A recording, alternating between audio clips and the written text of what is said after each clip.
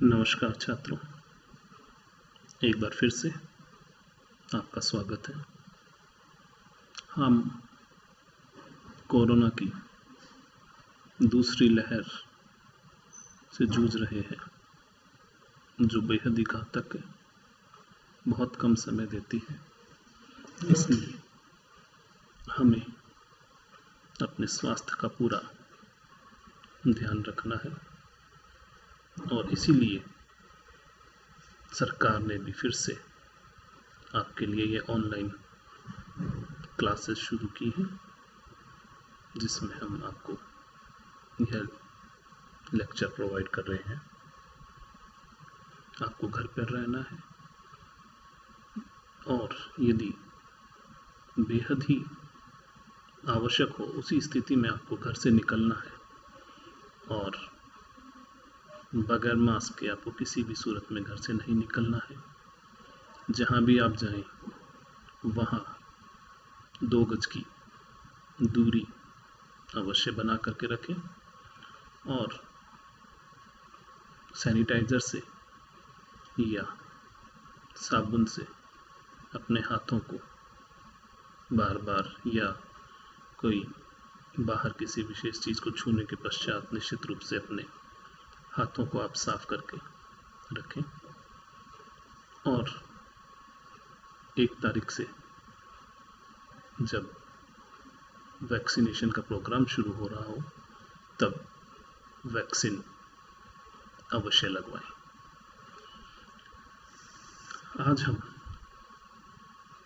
चर्चा करते हैं भारत में जनसंख्या वृद्धि के बारे में।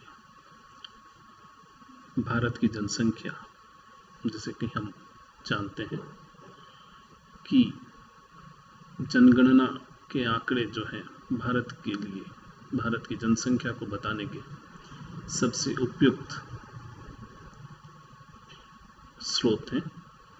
और हम यह भी जानते हैं कि जनसंख्या प्रत्येक 10 सालों में की जाती है, जनगणना प्रत्येक 10 सालों में की जाती है। इसलिए जब भी हम जनसंख्या के बारे में चर्चा करते हैं, तो मुख्य स्रोत हमारा जनगणना ही रहता है। और इन जनगणना के आंकड़ों के आधार पर हम देखते हैं कि जनसंख्या में क्या परिवर्तन आ रहा है। यदि हम ये जानते हैं कि हमारी पहली जनगणना 1872 में हुई थी और उसके पश्चात 1881, तब से लगा करके लगातार प्रत्येक 10 वर्षों में जनगणना भारत में बिना किसी रुकावट के की जा रही है।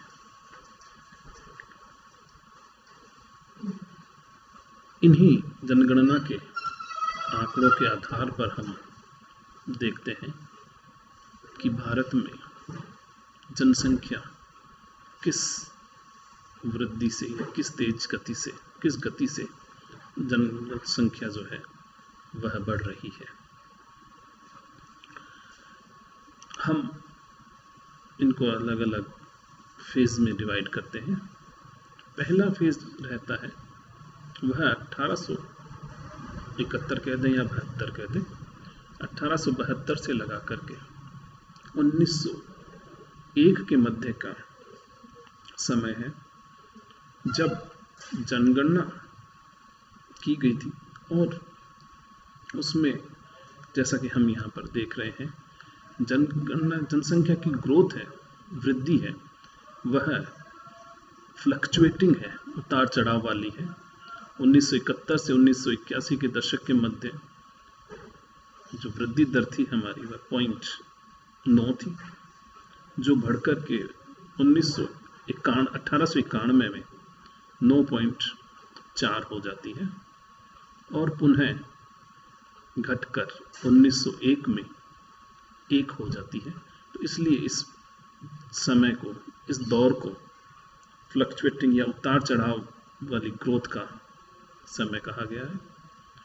यह उतार चढ़ाव वाली ग्रोथ का जो कारण था मुख्य रूप से 1891 और 1901 के मध्य जो सीवियर फेमाइन या द एपिडेमिक ऑफ प्लेग है, प्लेग महामारी जो थी, उनके कारण से अत्यधिक, हम ये जानते हैं कि पुराने भारत में सूखा पड़ता था और सूखे के पश्चात फेमाइन आता था, उसमें काफ़ी जनसंख्या ह्रास होता था। इसी प्रकार से प्लेग एपिडेमिक भी 1891 और 1901 के मध्य आया, जिसमें काफ़ी मौत हुई। ये सारी मौत मिलाकर के लगभग 5 मिलियन डेथ्स हुई, यानी कि 50 लाख लोगों की इस दौरान मृत्यु हुई, जो कि नॉर्मल डेथ्स नहीं थी, ये एबनॉर्मल डेथ थी। नॉर्मल डेथ आप व्यक्ति जब अपने नॉर्मल टाइम के हिसाब से जब उनकी डेथ होती है तो उसे नॉर्मल डेथ कहा जाता है।